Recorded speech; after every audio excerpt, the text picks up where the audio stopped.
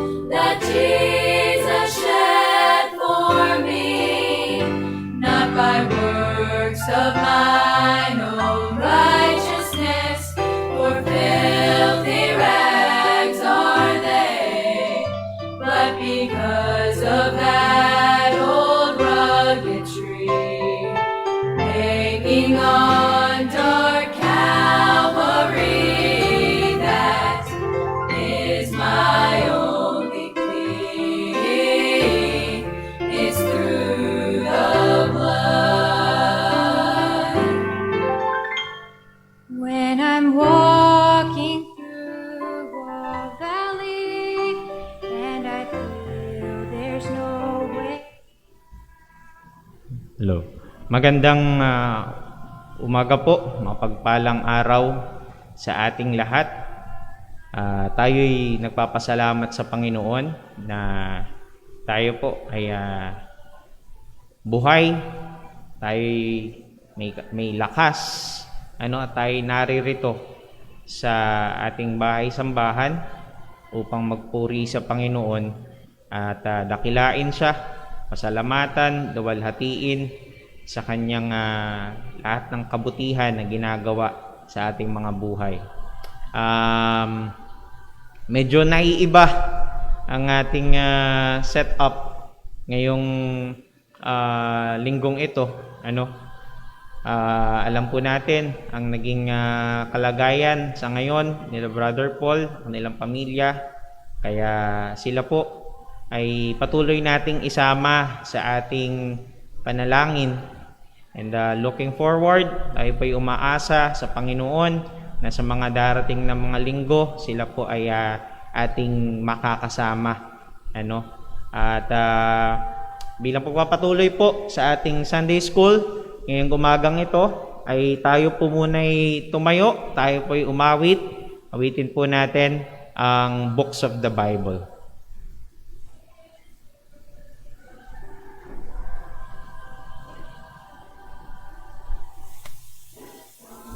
Hello. Awitin po natin ang Books of the Bible.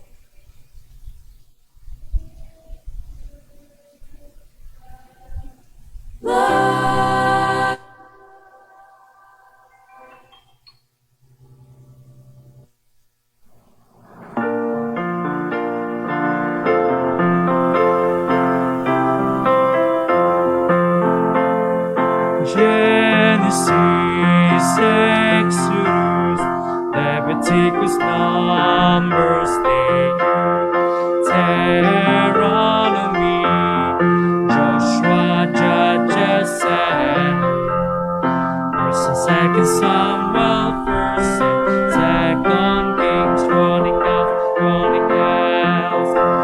Ezra, Nehemiah, Esther, Job, and Psalms, Proverbs, Ecclesiastes, Song of Solomon, Isaiah, Jeremiah, Lamentations, Ezekiel, Daniel, Hosea, and Joel, Amos, Obadiah, Jonah, Micah, Nahum, Zephaniah, Haggai, Zechariah, and Malachi.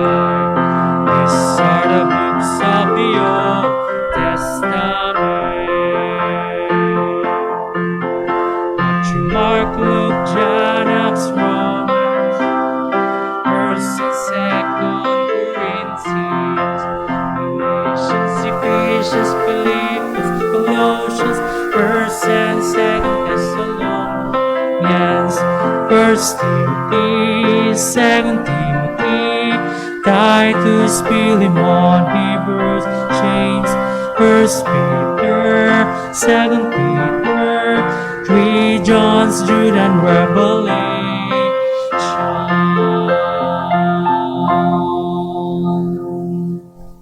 Tayo po ulit tumawag sa Panginoon. Awitin po natin, I will sing the wondrous story.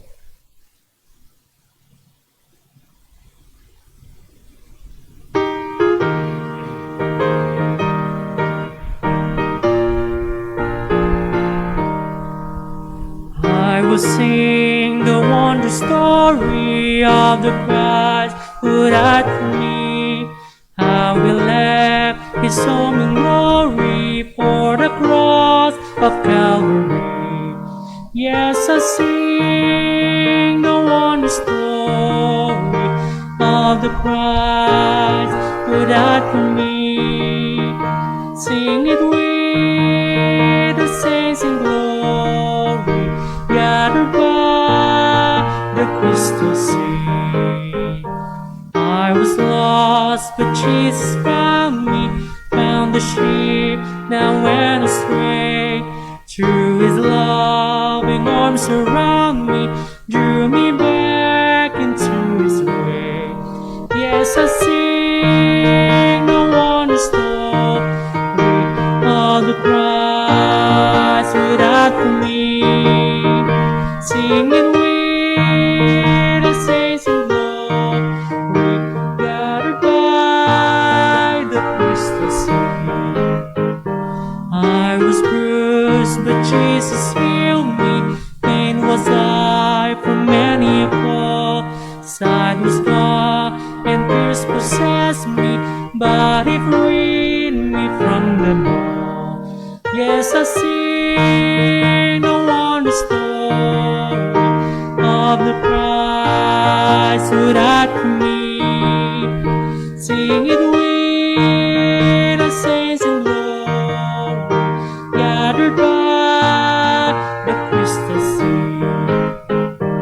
He will guard and still comfort me. Sorrow's past I often tread, but the Savior still is with me. By His hand I'm safely led. Yes, I sing the wondrous story of the Christ who died for me. Sing it with the saints in glory, gathered by the crystal sea. He will keep me till the river roll its waters at my feet. Then He'll bear me safely over where the loved ones I shall meet.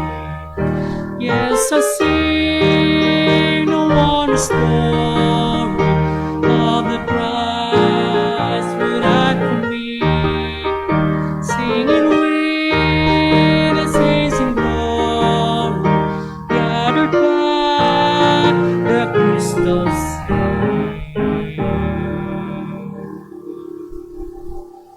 Magsipon po lahat.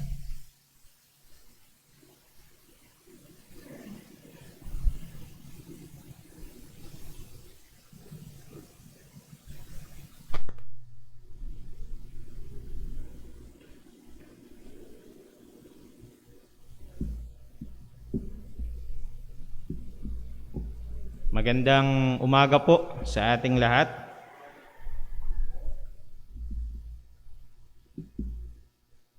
Sa atin pong pagdako sa ating Sunday School ngayong umagang ito ay titigal po muna tayo doon sa siniseries ni Brother Paul patungkol sa Christology. Ngayon ay lumiko lang po muna tayo ng bahagya.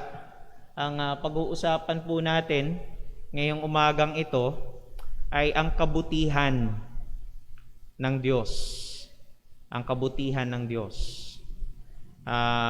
Siguro bago po tayo mag-umpisa ay tayo po muna ay sumaglit na manalangin. Tayo po ay manalangin. Dakila naming Diyos, aming Ama na makapangyarihan sa lahat, Panginoon. O Diyos, kami po ay nagpupuri sa iyo at nagpapasalamat. Niluluwalhati ka namin, Panginoon, na alam po namin na Ikaw ang siyang nagbibigay ng kalakasan ng buhay sa araw-araw, Panginoon. At alam po namin, O Diyos, na Ikaw ang may hawak.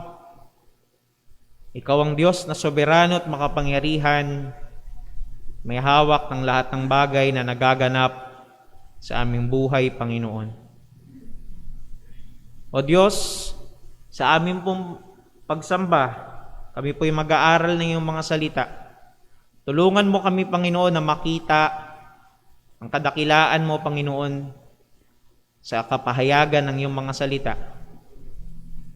Tulungan mo kami, Panginoon, na habang nauunawaan po namin ang kalaliman ng iyong mga salita, O Diyos,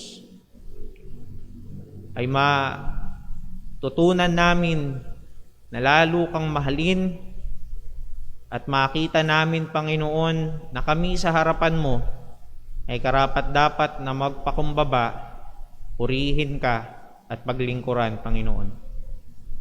Tulungan mo po kami ngayong umagang ito. Gamitan mo lamang po ang iyong lingkod bilang isang instrumento upang maituro sa iyong mga anak ang mga bagay na nais mo na aming matutunan, Panginoon. Ikaw ang magturo, ang Banal na Espiritu ang kumilos. Ikaw ang maluwalhati.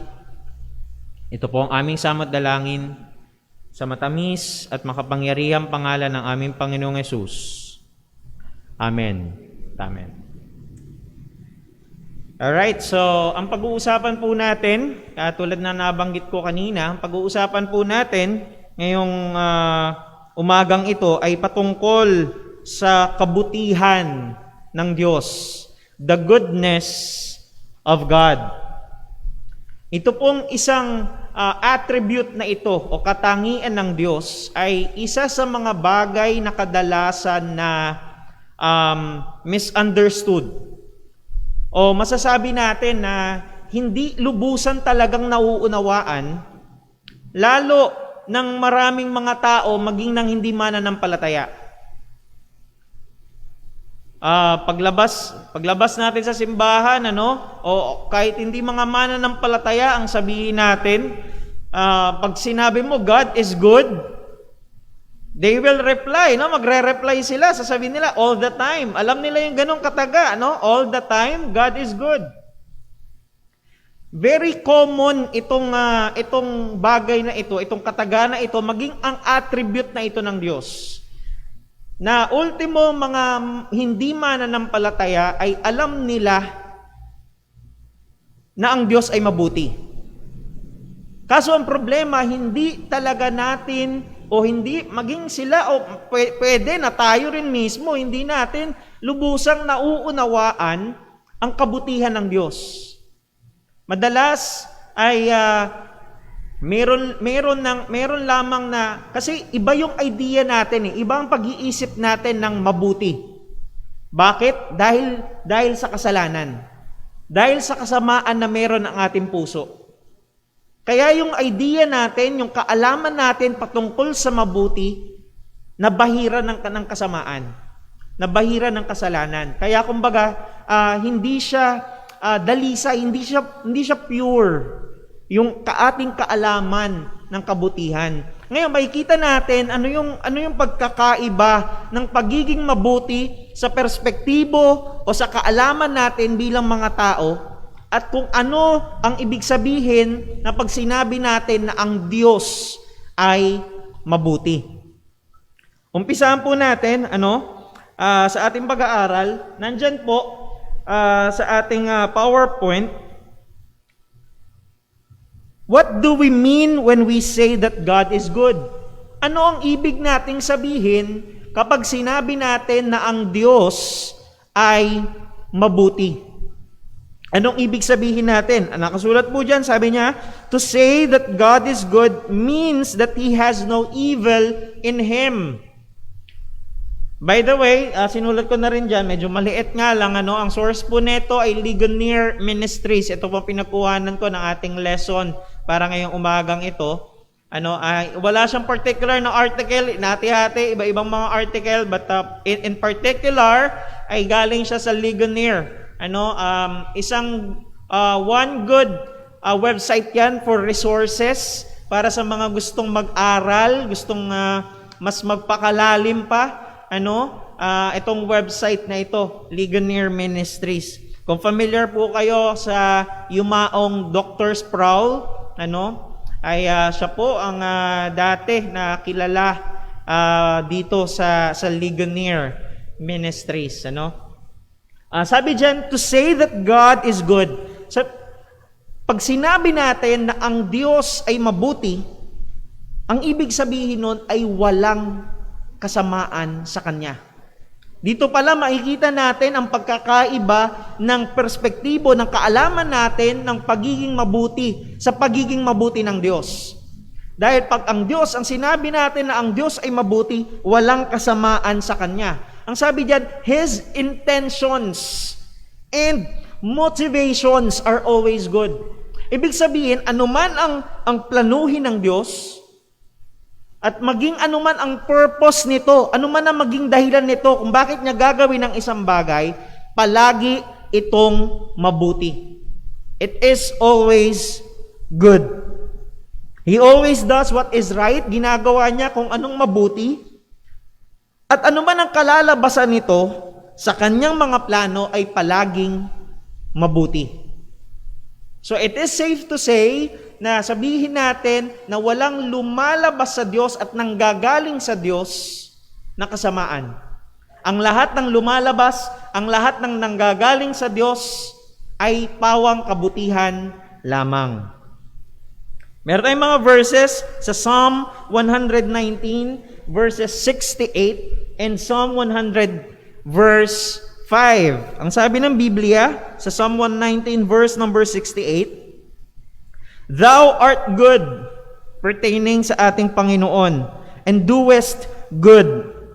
Teach me thy statutes. Makikita natin dyan, na ang Diyos mismo ay mabuti. Thou art good. You are good. And not only that, hindi lang yon, ang sabi pa po ng Biblia, and doest good. Anumang bagay na ginagawa, kinikilos ng Diyos ay mabuti. Sa Psalm 100, chapter 100, verse number 5, For the Lord is good.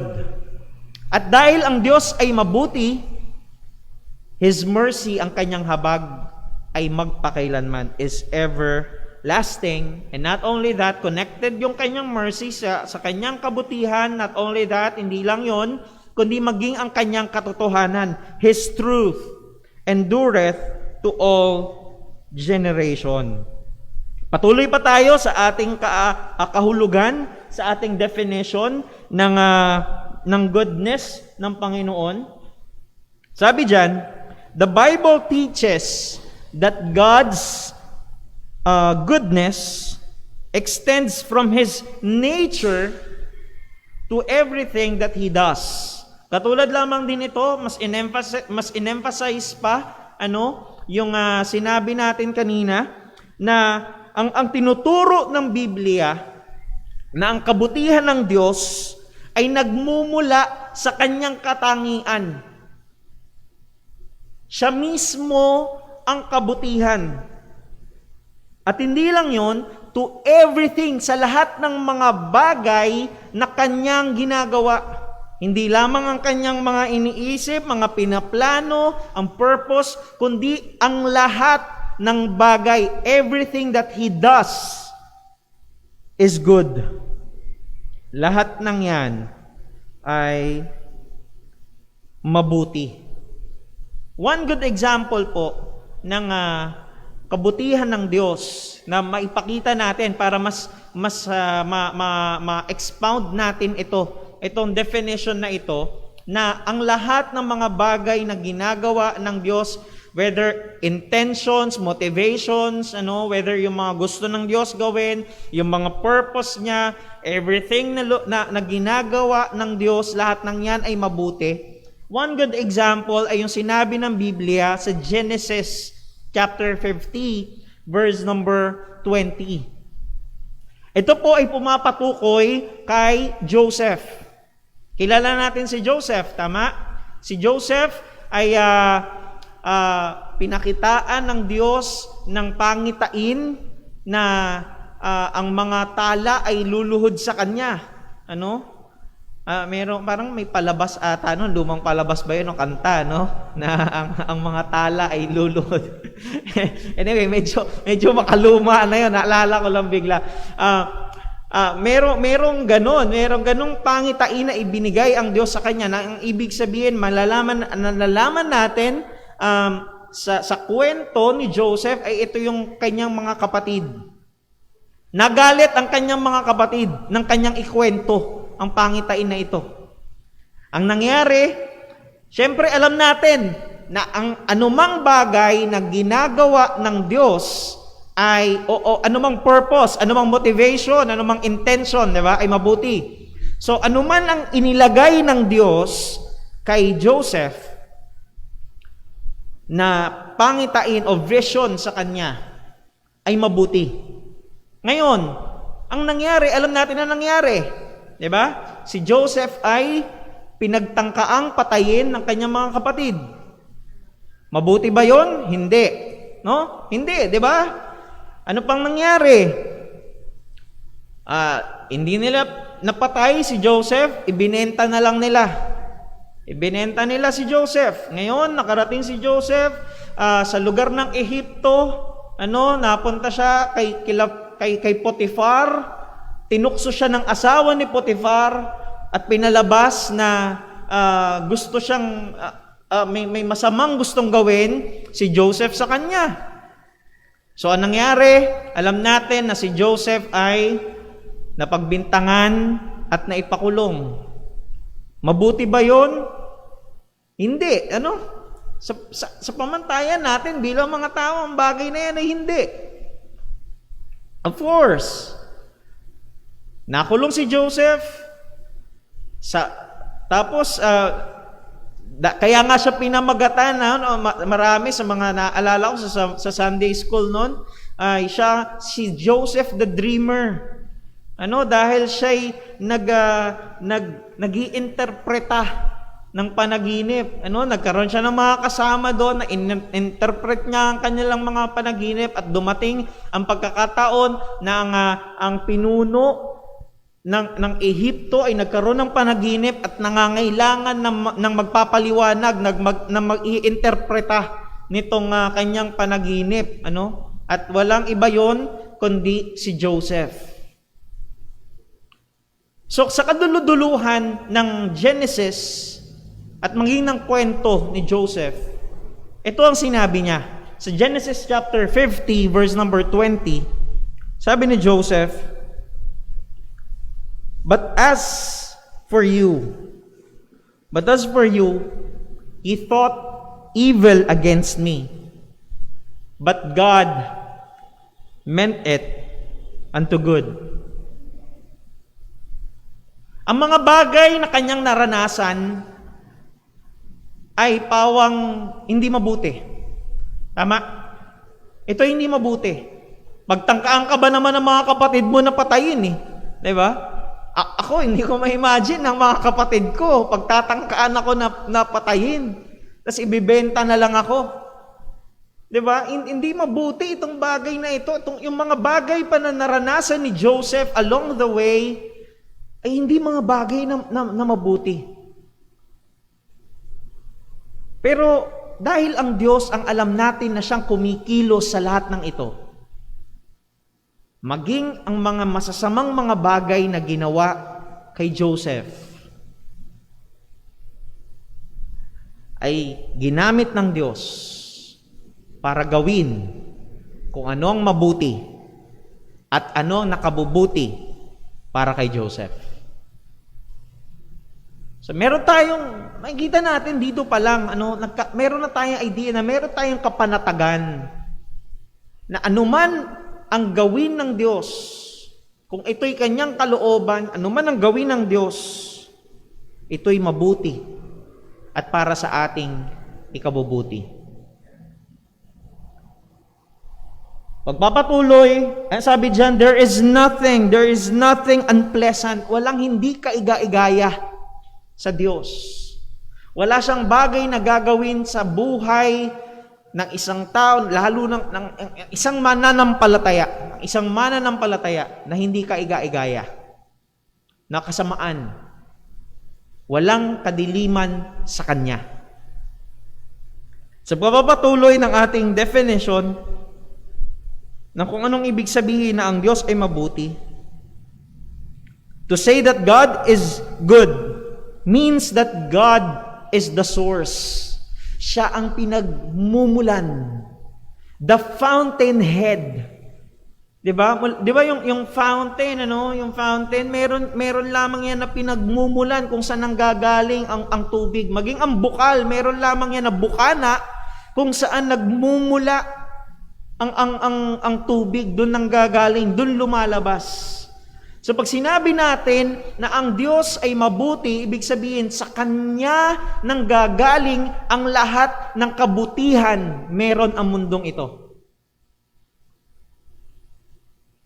Lahat ng kabutihan na maari nating makita na meron o nangyayari sa mundong ito, lahat yan ay pag-apaw ng kabutihan ng Diyos. Lahat yan ay nanggagaling sa Kanya.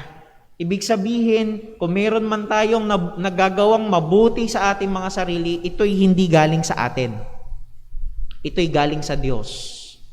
Ito'y galing sa Kanya. Ito'y pag-apaw ng Kanyang kabutihan. The fountainhead of all goodness. Ngayon, the divine goodness, like others' attributes, sabi diyan, it cannot be considered in isolation. God will never exercise His goodness in any way that would cause Him to set aside His other attributes. Ang sinasabi po rito ay hindi natin pwedeng ihiwalay ang kabutihan ng Diyos sa iba pa niyang mga katangian. Actually po, anuman ang katangian ng Diyos, hindi mo pwedeng ihiwalay sa iba pang katangian. Isa sa mga attribute, isa sa mga katangian ng Diyos na kadalasan ay hindi na pag-aaralan ng mga mananampalataya ay yung simplicity of God. Ibig sabihin, isa siyang scientific term, no? Kung maalala ninyo sa science, meron tayong tinatawag na simple and complex. 'Di ba? Pag sinabi natin complex, yun yung may mga parte. Simple, ano na lang to, kumbaga mas mababaw na paliwanag na lamang. Pag sinabi mo simple o simple compound, iisa lang 'yan. Yun na siya. No, pag sinabi mo na oxygen na 'yon talaga. Unlike pag sinabi mo na tubig, ay binubuo siya ng hydrogen and oxygen, 'di ba, no? Meron siyang parte, meron siyang bahagi. Pero ang Diyos ay isang simple. Ang Diyos ay simple. The simplicity of God. So pag sinabi natin na ang Diyos ay mabuti, ito'y alinsunod, hindi mo siya maiihiwalay sa iba pa niyang mga attribute. Hindi mo siya pwedeng ihiwalay ang kanyang kabutihan sa kabanalan ng Diyos. Ang kabutihan ng Diyos, hindi mo pwedeng ihiwalay sa hustisya ng Diyos. Pag sinabi mo na ang Diyos ay mabuti, hindi mo rin yun pwedeng ihiwalay sa puot ng Diyos. So hindi mo pwedeng sabihin na hindi mabuti ang Diyos dahil siya'y napupuot, dahil siya'y nagagalit. Kasi nga hindi mo pwedeng ihiwalay ang anuman na katangian ng Diyos sa iba pa niyang mga katangian. Palagi itong magkakasama. So, hindi siya pwedeng halimbawa ngayon na ang i-exercise, ang gagawin lamang ng Diyos ay sige, ang i-exercise ko sa taong ito ay o sa pangyayaring ito ay pag-ibig lamang. Pag-ibig. Pero hindi kasama ang iba pa niyang mga katangian. Naibigay ko minsan ng example, kadalasan, no, alam natin sa social media, ginagamit na excuse ito ng mga hindi mananampalataya, yung kataga na God hates the sin, but He loves the sinner. Na ang Diyos daw ay galit siya sa kasalanan, pero mahal niya ang makasalanan. Yung ganong kataga ay mali dahil pinaghihiwalay nito ang katangian ng Diyos, ang mga katangian ng Diyos. When we say, pag sinabi natin na ang Diyos ay iniibig niya ang sino man sa atin, ang sino man, ibig sabihin din nun na meron ang kabilang kumbaga sa barya. Ang isang barya ay merong dalawang mukha, tama? No? Merong dalawang mukha. Kadalasan yung tao ibon, no? Yan yung common, tao ibon, merong dalawang mukha. Pero iisang barya. Mababaw na ilustrasyon lamang ito para maintindihan natin. Pag sinabi natin na ang Diyos ay pag-ibig, kasama din nun sa kabila na ang Diyos din naman ay napupuot. Hindi mo pwedeng ihiwalay na ang pag-ibig ng Diyos sa kapuotan niya. Kaya nga kadalasan, naalala ko na lang yung sa John 3:16, madalas na ma-magnify, madalas na itataas doon sa parte na yon. For God so loved the world, ang pag-ibig ng Diyos.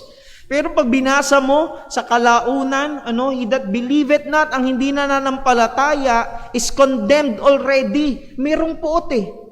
Di ba? Palagi isang magkasama, hindi mo pwedeng mapaghiwalay. So ganun din ang kabutihan ng Diyos. Hindi mo pwedeng sabihin na pag gumawa ng kabutihan ng Diyos ay nakahiwalay ito sa iba pa niyang mga katangian. Ngayon, how do we relate? Paano natin maihahambing ang kabutihan ng Diyos sa iba pa niyang mga katangian? Alam ko na maraming mga attribute ang Diyos, pero pumili na lamang ako ng ilan na mga attribute ng Diyos na maaari nating maihambing, no? Anong relation ng kabutihan ng Diyos sa kanyang kabanalan? Sabi diyan, the Lord, a divine holiness. Pag nirelate natin ang divine goodness, ang banal na kabutihan ng Diyos, at sa kanyang divine holiness, hindi ko alam kung tama yung pagkatagalog ko, banal na kabanalan, divine holiness. The Lord is not evil. Hindi masama ang Diyos. The Lord is not evil. That He does not love sin. And indeed, cannot even be tempted with evil. Ang Diyos ay hindi masama na hindi niya iniibig ang kasalanan. Hindi siya masama dahil lang hindi niya ginagawa ang kasalanan. No? Ikala ko ba pag-ibig ang Diyos, dapat ibigin niya rin ang kasalanan? Ano? Hindi po. Kasi nga, ang pag-ibig, sabi nga natin kanina, ang katangian ng Diyos hindi mo ihiwalay. So hindi pwedeng pag-ibig lamang. Dapat may kasamang kabutihan. Ano? Pag sinabi natin na ang Diyos ay mabuti, na alinsunod sa kanyang kabanalan, ang Diyos ay hindi masama dahil hindi niya iniibig ang kasalanan at makasalanan. And indeed, hindi siya pwedeng magkasala. Hindi siya pwedeng magkasala. The other day, isa po sa mga kakilala ko nagtanong dahil nakausap niya raw ang isa sa mga professors niya tungkol sa ganitong topic. Ang tanong ay, ang sinabi pala ng professor niya ay kaya ng Diyos na magkasala, pero hindi niya lang ginagawa.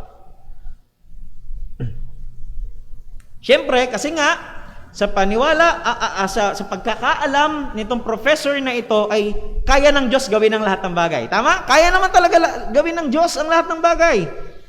No? Dahil ang Diyos ay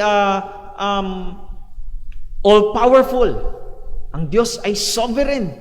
Kaya niyang gawin ang lahat ng bagay. Kung yun lang ang ating isa-asaalang-alang.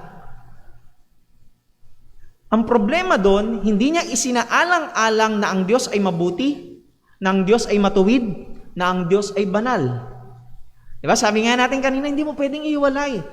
So hindi natin pwedeng sabihin na kaya ng Diyos magkasala, pero hindi niya lang ginagawa. Dahil kung kaya pala ng Diyos magkasala, ibig sabihin merong kasalanan sa Kanya. Merong kasamaan sa Kanya. At pag merong kasamaan sa Kanya, hindi na siya banal. Hindi na siya mabuti, hindi na siya matawid. So nakita niyo yung contradiction, na magnify lang masyado na kaya ng Diyos gawin ang lahat ng bagay. Pero hindi na isaalang-alang ang iba pa niyang mga katangian. Ang idea is, actually mamaya, mas maiintindihan pa natin ito. Ang idea ay hindi iko-contradict. Hindi ko maisip anong Tagalog nun mismo. Hindi mako-contradict ng Diyos ang kanyang sarili.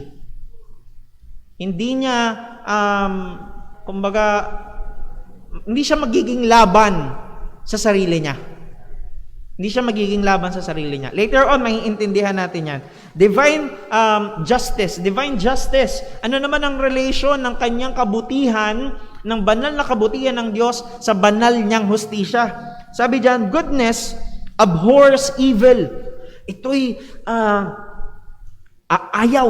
ayaw ng kabutihan ang kasamaan. So punishing evil is intrinsic to what it means for God to be good and just. So nararapat lamang na dahil ang Diyos ay mabuti, na kanyang parusahan ang nagkasala. Hindi, kasi parang, bakit magpaparusa ang Diyos? Mamaya mapag-aaralan din natin itong tanong na to. Bakit magpaparusa ang Diyos? Diba? Abay, hindi mabuti yan. Sa perspektibo, lalo ng mga hindi mananampalataya,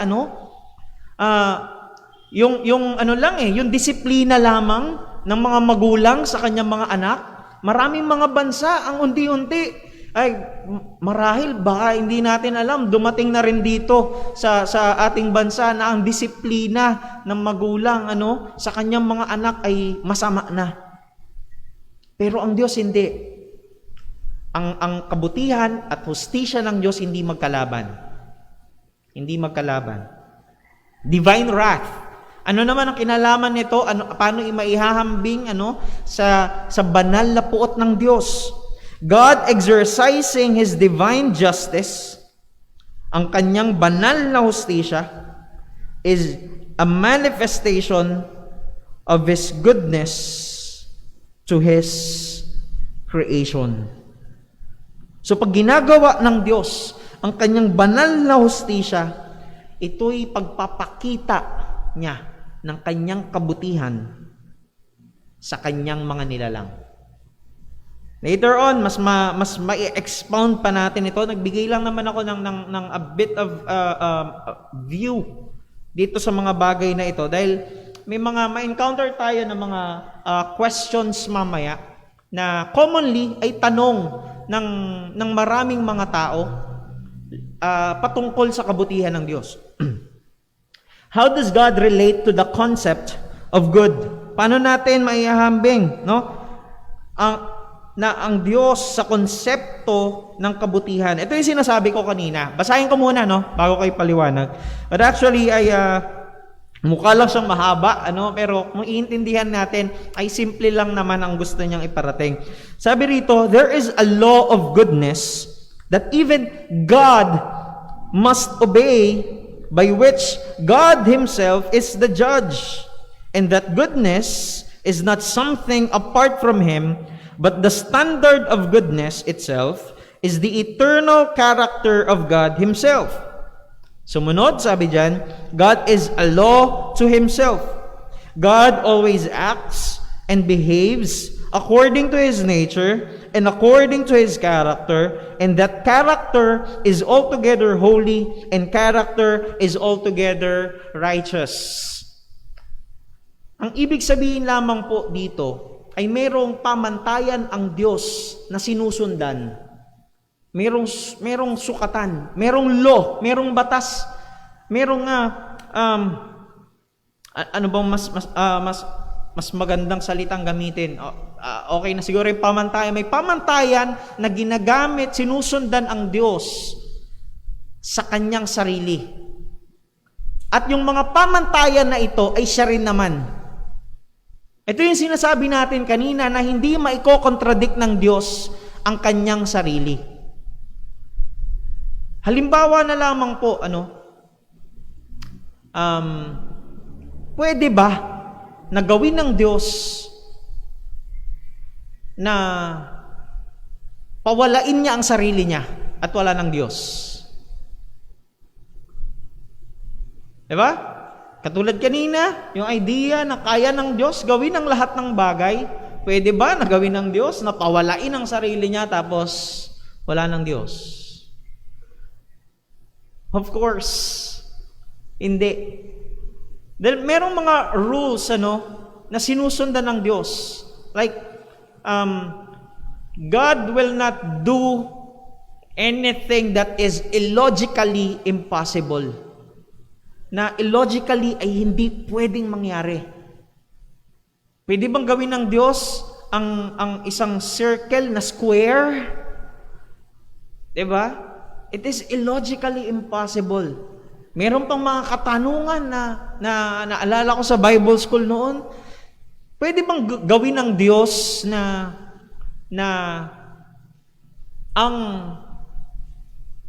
gumawa ang Diyos ng isang napakalaking bagay? Kaya ba ng Diyos na gumawa ng isang napakalaking bagay? Of course, kaya. Pero, yung bagay na yon sa sobrang laki ay hindi niya na kayang buhatin. So, makikita nyo yung tanong mismo is contradicting in itself. No? Self-defeating yung term. Kumbaga, doon sa tanong pa lang, kumbaga parang anong isasagot ng tinatanong? Kaya ba ng Diyos na gawin ang isang bagay na napakalaki? Of course. Pero hindi niya kayang buhatin. So magko-contradict sa kung sino ang Diyos. Kaya niyang gawin ang lahat ng bagay, pero kung hindi niya na yung kayang buhatin, edi hindi na ang Diyos ay omnipotent. Hindi na siya all-powerful. At hindi yun kayang gawin ng Diyos. And of course, dahil ang Diyos ay mabuti, ang Diyos ay banal, hindi kaya ng Diyos na magkasala. Dahil walang kasalanan na nagmumula sa Kanya. Nakita natin kanina, everything that He does is good. Nililay down ko lamang po. Kasi mamaya, ito yung mga bagay na tutungtungan natin. Ito yung mga bagay na tutungtungan natin as we move along. The aspects of the goodness of God. The aspects of the goodness of God. Sabi diyan, the Lord reveals His goodness and His benevolence sa Kanyang kabutihan, sa Kanyang mga nilalang. At hindi lang yun, God's special love for His people, sa Kanyang mga hinirang, sa Kanyang mga anak. Also manifests His goodness. Tayo yung mga nagpapakita. Tayo yung mga tagapagpahayag na ang Diyos ay mabuti. Yun lamang na tayo hirangin ng Diyos ay mabuti na. Idagdag mo pa na ang Diyos na ito ay namatay para sa ating mga kasalanan. Ito ay lalong mabuti pa. At ang Diyos na ito ay babalik para sa atin. Para nandoon na mismo yung consummation ng walang hanggang buhay para sa atin, na wala nang problema, wala nang sakit, wala na tong pandemya, wala na anumang mga bagay na problema rito sa mundong ito. Ito'y lahat ay pag-apaw ng kabutihan ng Diyos, and God's mercy, ang kanyang habag, flows from His goodness. Kung bakit nakapagpapatawad ang Diyos, dahil ito'y nanggagaling sa kanyang kabutihan. Ang habag ng Diyos ay mula sa kanyang kabutihan. Ngayon, ito po yung mga katanungan na kadalasan, alam ko na mahirap talagang sagutin itong mga tanong na ito. Hindi ko rin masasabi na masasagot ko ng kumbaga merong supisyente na kasagutan dito sa mga tanong na ito. Ang unang tanong, if God is good, kung ang Diyos ay mabuti, why would He allow evil to exist? Bakit niya papayagan na ang kasamaan, na merong kasamaan sa mundong ito? Bakit niya hinahayaan na merong kasamaan, merong kasalanan, dito sa mundong ito? Ito po ang sinabi ng isang professor na si John Stuart Mill. Sabi niya, if God is all-powerful, kung ang Diyos ay makapangyarihan, kung kaya niyang gawin ang lahat ng bagay, dahil siya ay punong-puno ng kalakasan, and hinahayaan niya, allows the degree of evil that casts the shadow over the joy of human life, then He could not possibly be good. Sabi niya, kung ang Diyos ay makapangyarihan, pero hinayaan niya ang kasamaan sa mundong ito, then hindi siya mabuti. Hindi mabuti ang Diyos. Yun ang sabi ni John Stuart Mill. Papapatuloy niya pa, sabi niya, kung ang Diyos naman, if God is altogether good, and yet we still find the problem of evil and pain in the world, then God is all powerless to overcome the pain and the evil that has overcome our lives. So kung ang Diyos naman, sabi niya, ay mabuti, pero meron pa rin mga kasamaan dito, ibig sabihin, ay hindi siya powerful. Kasi hindi niya kayang alisin ang mga kabutihang ito. Kadalasan, lalo sa mga nag-aaral ng college, encounter ko rin ito minsan. Meron sa college na subject tayo na philosophy, di ba? Hindi ko alam kung lahat ng course ay merong ganitong subject. Pero alam ko na karamihan, ay merong philosophy subject. Kadalasan ito yung mga klase ng mga tanong na itinatanong ng mga professor, sa mga college professor sa kanilang mga estudyante. At ito yung mga ginagamit nilang klase ng katanungan para hikayatin ang marami to become iba ay maging agnostic, o mas matindi pa, atheist, hindi na maniniwala na may Diyos talaga. Dahil, di ba, kung kaya naman pala ng Diyos na alisin ang kasamaan, di ba, pero hindi niya ginagawa, ay hindi siya palakas. Hindi siya all-powerful. Pero kung all-powerful siya, pero meron pa ring masama rito, meron pa ring evil dito sa mundong ito, ay hindi siya good. Now, here's the wrong assumption. Ito ang wrong assumption ng mga tao sa kabutihan ng Diyos. Di ba sabi ko nga kanina, very common ang kabutihan ng Diyos. Maraming mga tao, alam ang ideya, alam ang bagay na patungkol na ang Diyos ay mabuti. Alam nila na ang Diyos ay mabuti.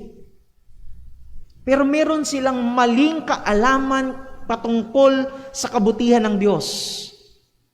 One of their wrong assumptions is God somehow is morally responsible to give nothing but blessings to His rebellious members of His creation. Ang akala nila, ang dapat lang gawin ng Diyos ay pagpapala lamang. Pagpalain, bigyan ng kabutihan niya mga yan. Bigyan ng lahat ng mga gusto nila. Ang kala nila ito ang mabuti para sa pamantayan ng Diyos. Ang kala nila ang kabutihan, pag sinabi mo ang Diyos ay mabuti, ibig sabihin, ang ginagawa ng Diyos sa buhay ng isang tao ay mabuti lamang sa pamantayan natin. Ibig sabihin, ang mga bagay ay umaayon lamang sa gusto mo. Umaayon lamang sa mga gusto mong mangyari. Ibig sabihin, dapat ang Diyos, ang ginagawa niya lang, pinagpapala lamang ang buhay mo. Ibig sabihin, magagandang mga bagay lamang ang ginagawa ng Diyos sa atin. Mali. Yan ang kanilang wrong assumption. Hindi nila nauunawaan na dahil ang Diyos ay mabuti, ay karapat dapat lamang na ang Diyos ay gumawa sa buhay ng mga taong ito, ng taong makasalanan, na ipakita ang kaparusahan ng kasalanan sa buhay ng bawat tao. Hindi lang tao, maging ang kanyang buong nilalang ay apektado ng kasalanan. Kaya nararapat lamang na may mga bagay na gawin ang Diyos para maipakita ang bigat ng kasalanan meron ang sangkatauhan. What does the Bible say? Anong sinasabi ng Biblia? God punishes sin and is angry at the wicked. Ang Diyos ay nagpaparusa sa kasalanan, sa iba't ibang kaparaanan. Sa iba't ibang kaparaanan, nagpaparusa ang Diyos sa kasalanan. Of course, mayroon tayong sa pinakadulo ay merong higit na kaparusahan na naghihintay sa mga hindi magsisisi sa kanilang mga kasalanan at mananampalataya sa Panginoong Hesukristo. Pero habang nandito tayo sa mundong ito, mayroong kasalanan na nananalaytay dito sa mundong ito, ay patuloy na nagpaparusa ang Diyos sa kasamaan ng kasalanan. Ang sabi ng Biblia sa Proverbs 11 verse number 21, siguro daanan lang natin ito. Proverbs 11 verse number 21. Proverbs 11 verse number 21.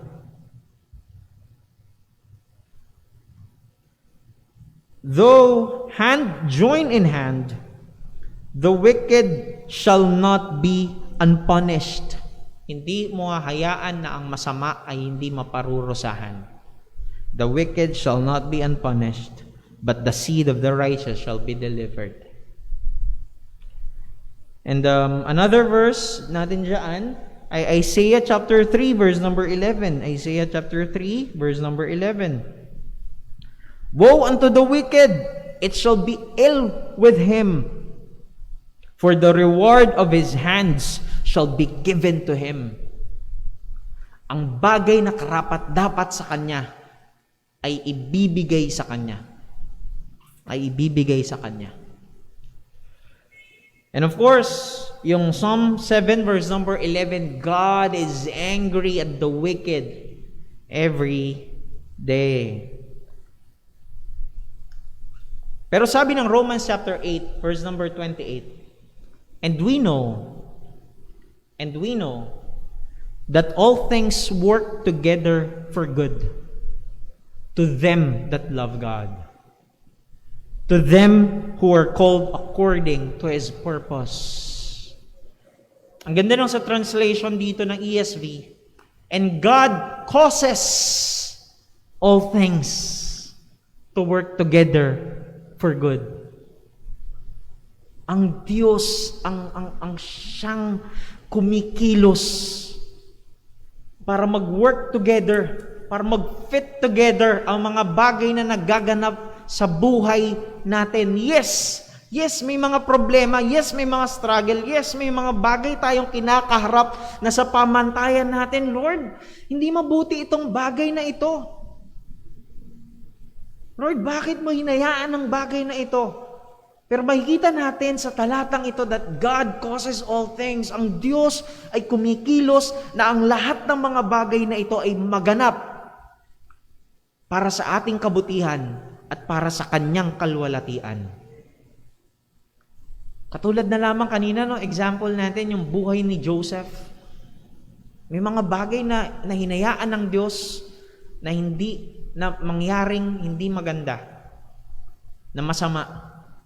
Pero ito'y ginawa ng Diyos para sa Kanyang kabutihan at para sa kalwalatian ng Ama. At isang best example ay ang pagkamatay ng ating Panginoong Jesucristo. Hinayaan ng Diyos na yung pinakamasama, the greatest evil na ginawa ng tao sa mundong ito ay ang patayin ang anak ng Diyos, ang Panginoong Jesucristo. Mabuti ba yun? Di mabuti yun. Ipinagkanulo siya ng kanyang disipulo, di ba? Binetray siya ni Judas. Mga tao pinili si Barnabas. Barnabas ba tama? Barabas ata. Sorry, nakalimutan ko. Barabas. Laban kay Jesus. At siya'y pinagbintangan sa isang kasalanan na hindi niya ginawa. At siya'y ipinako, pinarusahan sa krus ng Kalbaryo. Ito ang dakilang kasamaan na nagawa ng tao sa buong history. Pero ito'y ginamit ng Diyos, hinayaan ng Diyos, kasamaan na ito, upang gawin ang pinakadakilang mabuti o kabutihan na nangyari sa mundong ito. Dahil dito, ang kanyang anak ay namatay para sa katubusan ng ating mga kasalanan. Ganda ng turn of events, no? Napakasama na nangyari. Pero gumawa ang Diyos para gawin ang pinakamabuting bagay na kanya na nagawa para sa atin, para maipakita ang mabuting bagay na ito. Para sa atin. And when God decrees, sabi ni Sproul, when God decrees, pag dinikreto ng Diyos, pag itinalaga ng Diyos, that evil should occur, na ang masama, inihayaan ng Diyos na mangyari, it is good that it occurs. Ito'y mabuti na ito'y nangyayari. That even though evil is evil, but when God ordains it, pag ang Diyos ang siyang nagtalaga nito, ang Diyos ang kumilos para dito, evil is good. Of course, hindi natin sinasabi na evil is good, ano? Of course, ay against ang Biblia dyan. Pero ang ibig sabihin natin, pag hinayaan ng Diyos na ang kasamaan ay mangyari, ito'y kikilos ang Panginoon para gawin ang kabutihan. Because God is altogether good and He only ordains that which is good. Minsan, hindi natin naiintindihan yung mga bagay na nangyayari. Sa pamantayan natin, hindi mabuti. Ang nakikita lang kasi natin, yung mga piraso lamang ng jigsaw puzzle. Yun lamang ang nakikita natin. Kasi very limited, finite ang ating pag-iisip. Yun lamang ang tanaw ng ating mga mata. Pero nakikita ng Diyos ay ang kabuuan. Ang kabuuan ng kanyang plano, ng kanyang kalooban. Ang anumang plano ng Diyos, ito ay perpekto. Ang kalooban ng Diyos ay perpekto. If God is good, the next question, if God is good, why would He punish the innocent? Bakit parurusahan ng Diyos ang inosente? Ang example dyan, good example dyan, ay sa Genesis chapter 18. Genesis chapter 18, verse number 23. Ito yung tanong ni Abraham sa Panginoon. Ito yung panahon na ang Diyos sabi niya kay Abraham, ibubuhos ko ang aking puot, ang aking hustisya, at paparusahan ko ang Sodom at Gomorrah. Sabi ni Abraham sa Diyos, and Abraham drew near, sa verse number 23 ng Genesis chapter 18. And Abraham drew near and said, wilt thou also destroy the righteous with the wicked? Lord, sirain mo rin ba? Parurusahan mo rin ba? Papatayin mo rin ba ang mga matuwid kasama ng mga masasama? Dito sa question na ito, parang titignan mo, hindi naiintindihan, hindi nauunawaan ata ni Abraham ang Diyos. Parang hindi niya ata kilala ang Diyos para magtanong ng ganitong bagay sa kanya. Pero verse number 25, sabi niyan, that be far from thee to do after this manner, to slay the righteous with the wicked, and that the righteous should be as the wicked, that be far from thee, shall not judge of all the earth do right. Sabi niya, hindi ba't malayo para sa iyo ang gawin ng ganitong bagay? Napatayin mo, naparusahan mo isang matuwid kasama ang isang masama. So ang ginawa ni Abraham, naipag-bargain siya sa Diyos. Lord, kung makakita ako ng 50 na inosente, na mabuti, parurusahan mo ba? Sabi ng Diyos, sige, hindi. Para sa'yo, kung makakita ka ng 50 na tao na mabuti, hindi ko parurusahan. Hindi ako magbubuhos ng aking parusa sa kanila. Di nakahanap si Abraham, Lord, 45 kaya. Bumaba ng bumaba. 30 na lang kaya. 5 na lang kaya, Lord, 5 na lang. Pero hindi pa rin nakatagpo si Abraham. Bakit? Dahil ang katotohanan, wala ni isa ang walang kasalanan. The question, balikan natin yung question, atras mo lang. If God is good, why would He punish the innocent? Palitan lang natin yung isang yung first word, if. Since God is good, He would not punish the innocent. Walang inosente na parurusahan ng Diyos. Walang matuwid na parurusahan ng Diyos. Dahil siya'y mabuti. Hindi nauunawaan ni Abraham nung kanyang panahon, nung panahon na ito, kung sino nga ba ang Diyos na ito. Hindi niya nauunawaan ang kabutihan ng Diyos. Hindi magpaparusa ang Diyos ng inosente.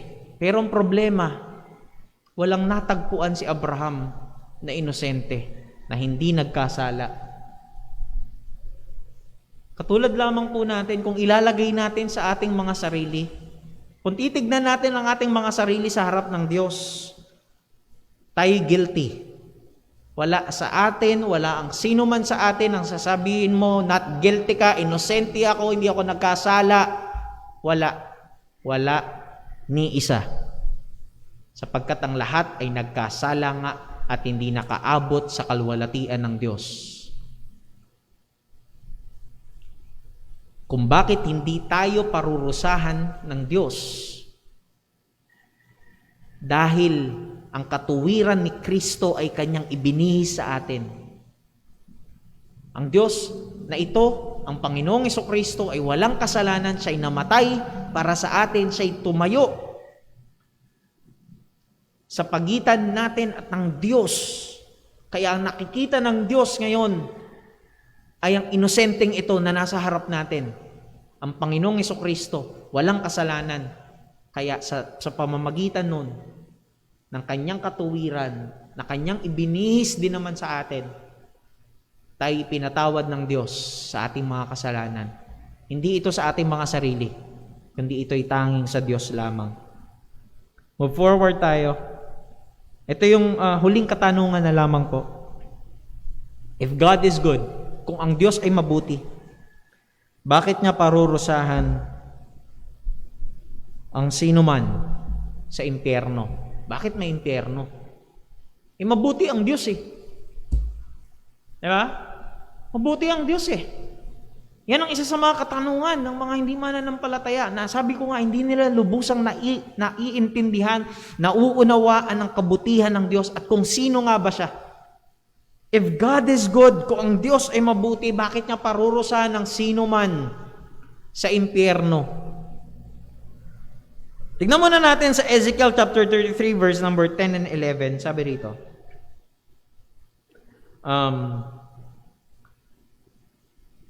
Siguro sa verse number 11 na tayo for the sake of time. Say to them, as I live, declares the Lord God, I take no pleasure in the death of the wicked. Sabi nila, ito 'di ba? Sabi ng Diyos it does not take pleasure in the death of the wicked.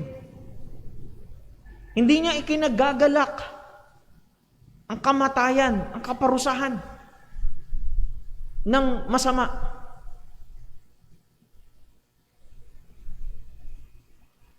Ang hindi nakikita rito ay yung sumunod.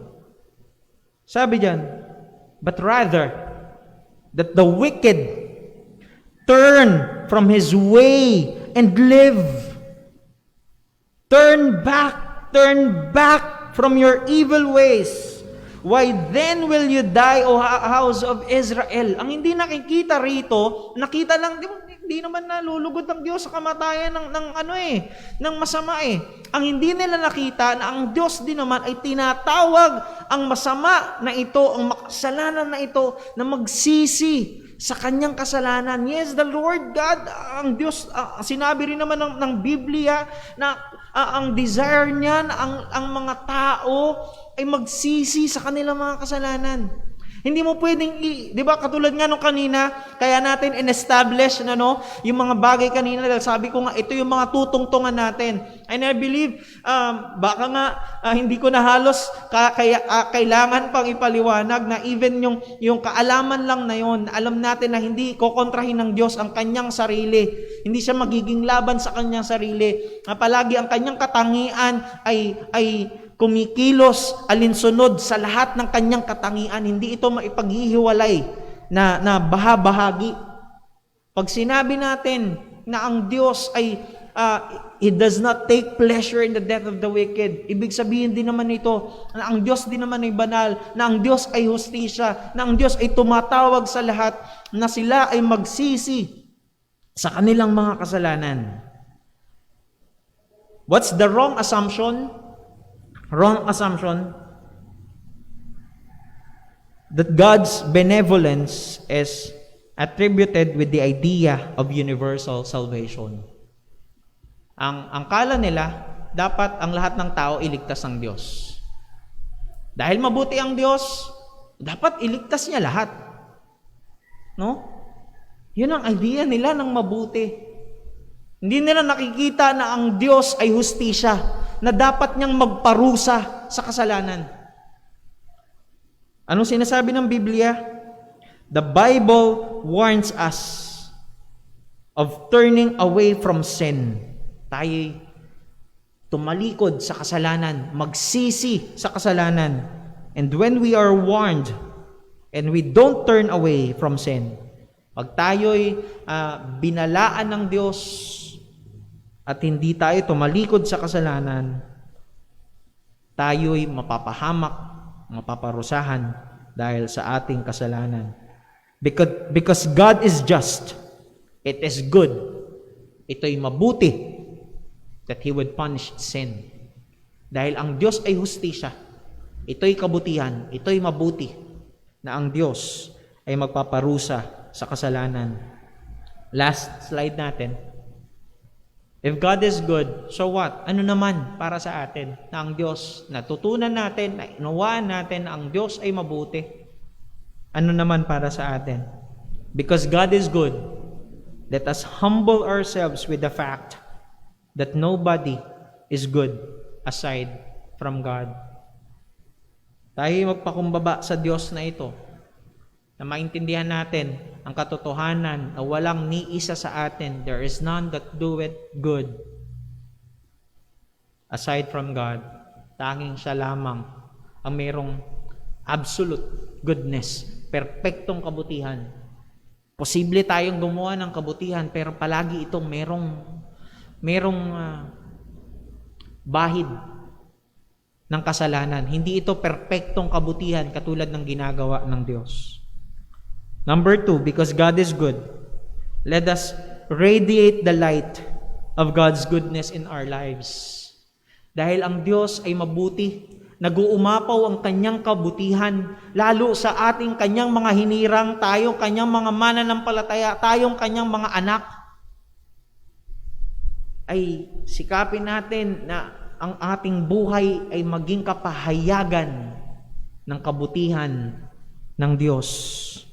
And because God is good, number 3, let us proclaim, ating ipahayag all aspects of God's goodness and call people to repent so that they will receive God's goodness and mercy. Nawa, gamitin tayo ng Panginoon. Ito ang panawagan sa atin ng Diyos. Ito yung ating Great Commission na ang mga tao ay ating bahagian nitong mensaheng ito. Na dahil sa kasalanan, tayo parurusahan ng Diyos. Dahil ang Diyos ay banal, siya'y galit sa kasalanan. Dapat malaman ng mga taong makasalanan na ang tao ay kailangang magsisi sa kanyang kasalanan. Dahil walang ni isa sa atin ang hindi nagkasala. Wala ni isa. Kailangan nating ipahayag, no, sa ating kaibigan, kamag-anak, pamilya, mga katrabaho. Magamit tayo nawa ng Panginoon bilang instrumento na maipahayag sa kanila ang katotohanan ng Ebanghelyo, na maging kapahayagan ang ating buhay, na mayroong Diyos na buhay, mayroong Diyos na mabuti, at mayroong Diyos na mahahabag kung tayo'y mahahabag at patatawarin tayo kung tayo'y magsisisi sa kasalanan at sasampalataya sa Panginoong Hesukristo. Tayo po ay manalangin. Meron po ba, before tayo mag-pray, meron bang katanungan sa atin? Meron bang question po? Or violent reaction sa ating lesson? Meron po ba? Ay, sige po.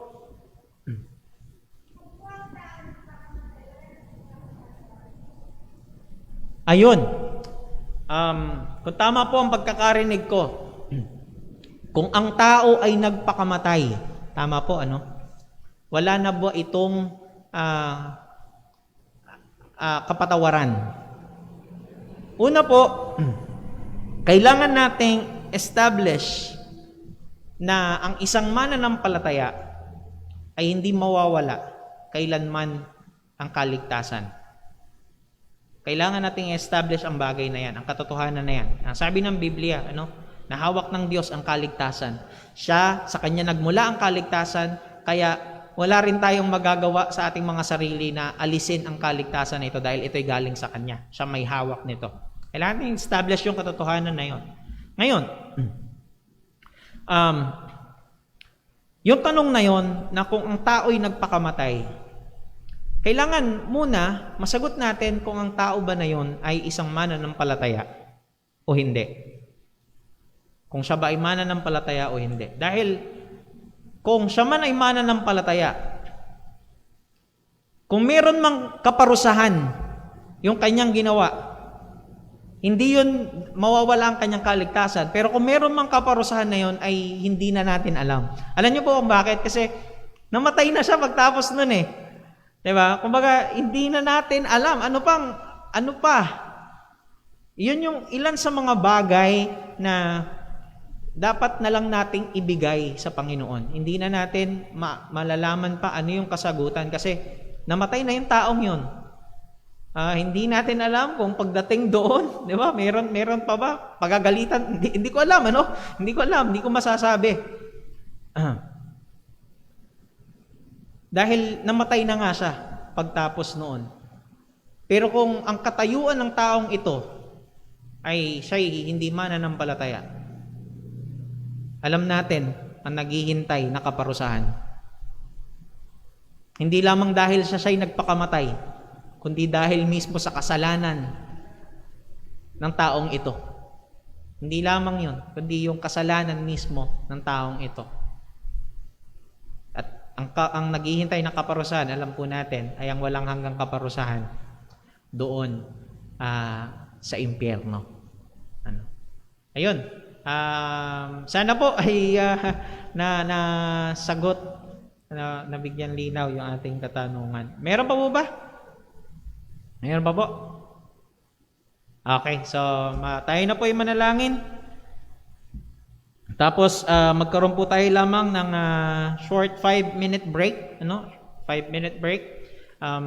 Alinsunod pa rin po sa ating patakaran ay mag-social distancing pa rin tayo, pagtapos habang tayo nagbe-break. Tayo po muna yung manalangin. Dakila naming Diyos, aming Ama, na makapangyarihan sa lahat, Panginoon.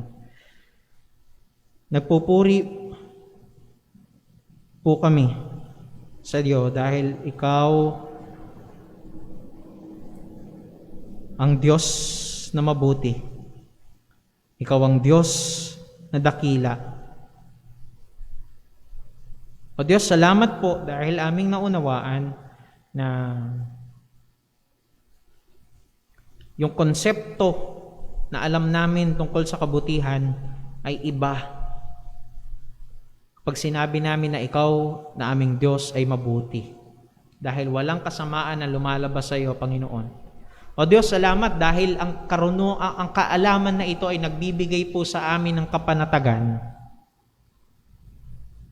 na ang anumang bagay na hinahayaan mong mangyari sa aming mga buhay, Panginoon, ito'y mabuti at para sa aming kabubuti, O Diyos. Lord, may mga bagay na hindi po namin maintindihan, maunawaan, bakit mo hinahayaan ang mga bagay na mangyari sa amin. Hindi namin minsan alam bakit namin pinagdadaanan ang ilang mga bagay. Maging ang pandemyang ito, Panginoon, hindi namin maunawaan bakit hinayaan mo. Mahirap. Mahirap ang kinaharap ng iyong mga anak. Alam mo, Panginoon, nalalaman mo yan.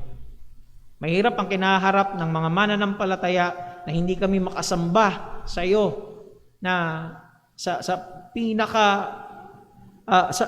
best way na magagawa namin. Hindi kami makapag-fellowship. Hindi namin maipakita yung mga to one another na inuutos mo sa iyong mga salita dahil sa ilang mga limitasyon. Pero Lord, hinayaan mo ang bagay na ito. Dahil alam mo Sa kalawakan ng iyong karunungan, Panginoon, nalalaman mo na ito'y para sa aming kabutihan at para sa iyong kalwalatian, O Diyos. Salamat po, Panginoon, sa iyo. Kami tutungtong sa kaalaman na ikaw ay mabuti at ang lahat ng bagay na ginagawa mo ay mabuti at pawang mabuti lamang. Purihin ka, maluwalhati ka. Ito po ang aming samot dalangin sa matamis at makapangyarihang pangalan ng aming Panginoong Jesucristo. Amen at amen. Short break po tayo, 5 minutes, social distancing pa rin tayo, at maaari wag pong magtanggal ng ating mga face mask, meron din po tayong mga alcohol dyan sa likod. Kung hindi pa po kayo nakapaglista, ay maglista na rin po tayo dun sa ating talaan ng buhay. At muli, magkita-kita po tayo mamaya sa ating morning service. Salamat po. Purihin ng Panginoon.